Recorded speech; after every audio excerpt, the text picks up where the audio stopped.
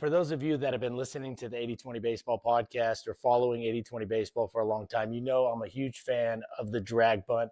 Take a look at this drag bunt in the World Baseball Classic.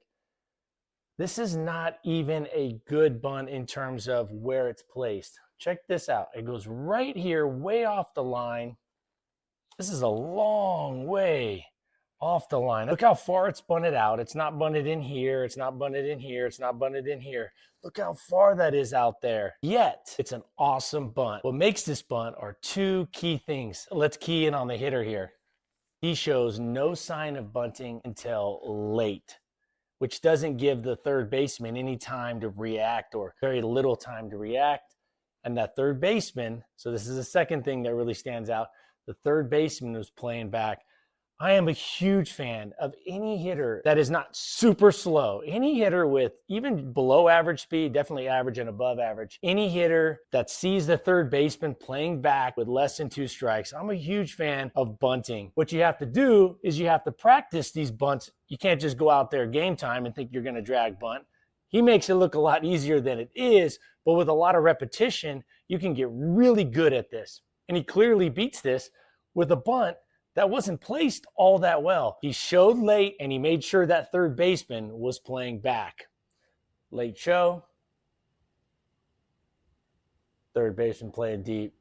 Base hit. Coaches, I recommend this be automatic. Unless you have a player that is extremely slow, I think this should be automatic. Look how hard that bunt is.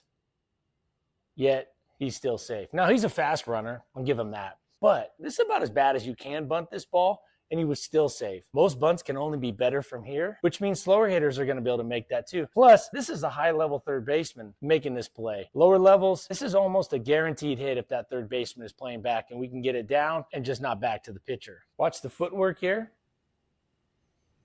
He doesn't move much. He just puts that back foot, that right leg back. He doesn't turn and face the pitcher. He just scissors a little bit, puts it down, and is in a good running position from there. Now let's key in on another thing he does really well. This pitch is up, yet he gets the bat on top of it. Enough so he doesn't pop it up. Now with drag bunts, I'm a fan of having hitters drag bunt anything near the strike zone. I wouldn't be as selective as if they were actually looking for a pitch to hit, like their hitting zone. I would expand it anything in the strike zone or near the strike zone, with the preference of having it, here over. Once it gets out here, that's when it starts getting hard not to get it back to the pitcher. Creating that angle is a little harder on those outside pitches. But definitely anything corner in, we're looking to bunt, and not too picky from here to here. If you work these in practice and you bunt it down that alley and that third baseman is back, you're going to get yourself a lot of hits. I don't care if you're a 3-hole hitter, a 9-hitter, a 5-hole hitter. Drag bunts should be in every hitter's arsenal. A positive side effect or a residual side effect that's positive for the hitter that comes from drag bunting. This guy right here, he's going to start playing up to respect that drag bunt.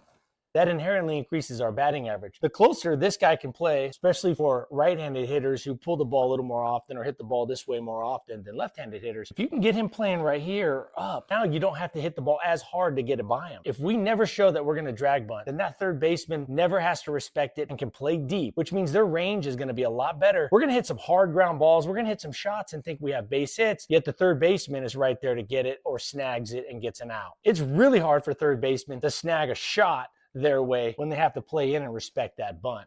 So let's make them respect the bunt. Coaches, with less than 2 strikes, in almost every situation, if that third baseman is playing deep like that, it should be automatic default operating system for all your hitters to lay down a drag bunt with less than 2 strikes. This has been Coach Bo with 80-20 Baseball. There's a lot more good stuff over at 8020baseball.com.